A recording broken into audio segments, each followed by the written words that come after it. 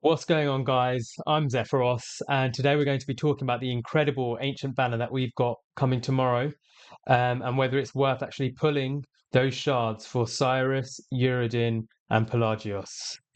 Let's get into it.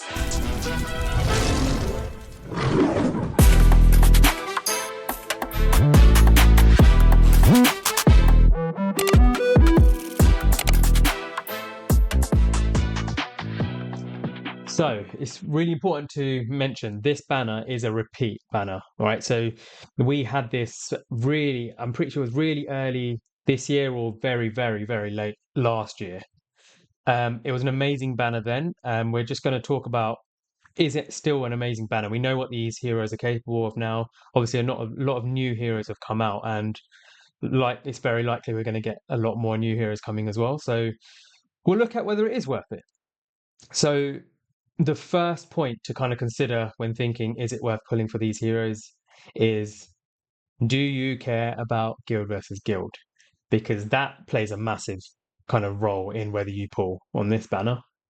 These heroes, all three of them, have such good utility in guild versus guild for different reasons, but they all are so useful. So if you care about guild versus guild, then it's an easy answer. Pull on this banner. It's so good. Right, so we'll look at the heroes. I'll give you a quick breakdown, even though they've been around for ages. I'll give you a quick summary of what the heroes are good for and where they shine. Okay, so we'll start with the ancient exclusive lord, right? Cyrus. This guy is amazing. For the esotericists, he is by far the best lord. Okay, just leaves Venoma completely in the dark when it comes to the amount of utility he provides. One of the best tanks in the game. He has this ability where he basically creates spawns. He spawns like skeletons, and these skeletons take part of the damage. And one of the best ways to make Cyrus tankier is to hide his skeletons behind him. If you hide his skeletons behind him, they can't be killed until Cyrus himself is attacked. And when he's attacked, Cyrus isn't taking that damage. He's passing a lot of that damage onto his skeletons, and he can just keep spawning them. So you build him with high regen, high speed, and he will keep himself alive. Then you just pair him with a good healer, and he is an absolute pain in the ass to kill. All right, so absolute amazing hero. Um, you can build Cyrus as a damage dealer, but I don't see the point. Cyrus is one of those heroes where if you wanted to and you had no other option, you could build him as a damage dealer, but where he shines is as a tank. Guild versus guild, he's one of the best tanks out there. You pair him with anyone from his faction where he's actually his skill, his lord skill is reducing the cost of skills, right? Of the ultimates, which is incredible. You're basically cutting their cost down by a quarter, which is obviously nutty when you've got look at some of the heroes who are in that faction. You've got like your Boreas, you've got your Karmit, but there's so many solid heroes that cutting their ultimate cost down does massively increase your damage output. So Cyrus is, if you already have a Cyrus, do I think it's worth pulling? Probably not. Not if you're going for a Lord. All right. I don't think it's worth it. If it's just for Cyrus that you're pulling. But the next hero, Uredin.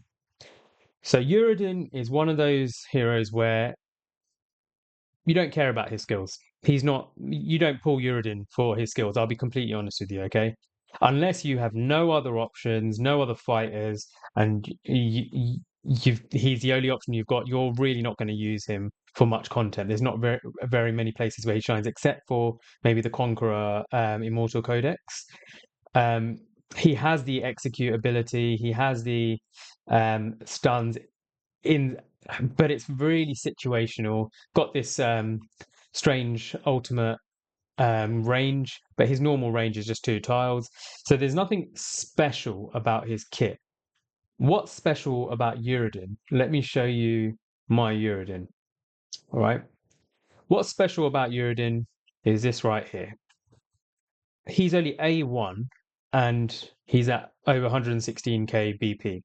At A5, this Uredin, no change in the gear, would be comfortably over 125k BP.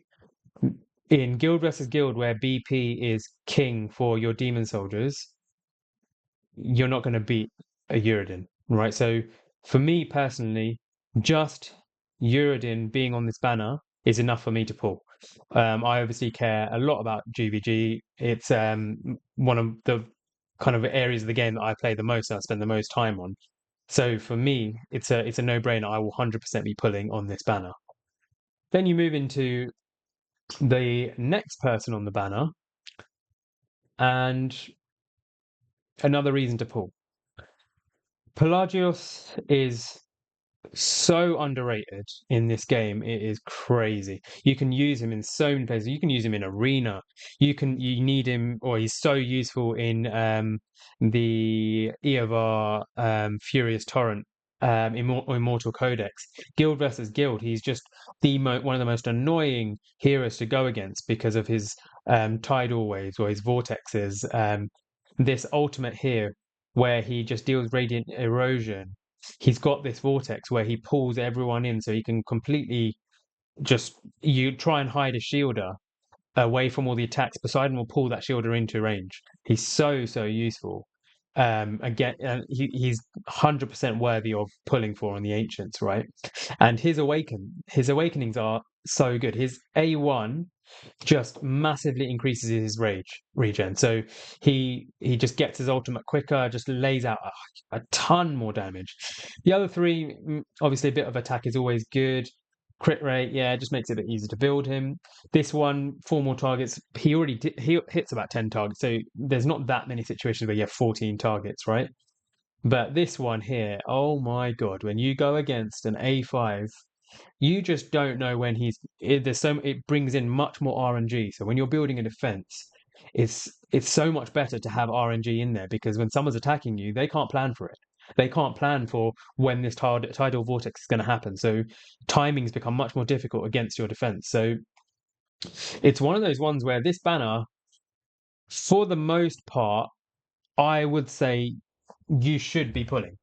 If you've got Cyrus, you're very much free to play, and you're not going to be getting many shards, then you probably want to be saving. Okay, if I'm honest with you, because there's probably going to be a new Lord coming out, the new Nightmare Lord, and the way we don't have a release date for it yet, but the way things are going at the moment, the way these new lords have been coming out, like your Ingrids, obviously Pope, Valderon, these ancient exclusive lords are so overpowered that you kind of just expect the new Nightmare Lord to be bonkers, to be absolutely overpowered. So if you're really restricted on your ancient shards and you're kind of trying to save up and build towards pity, then I would give this a miss. Right, in that situation, that's the probably the only situation, or if you've got like A5 Uredin, those are the only situations where I would say hold off.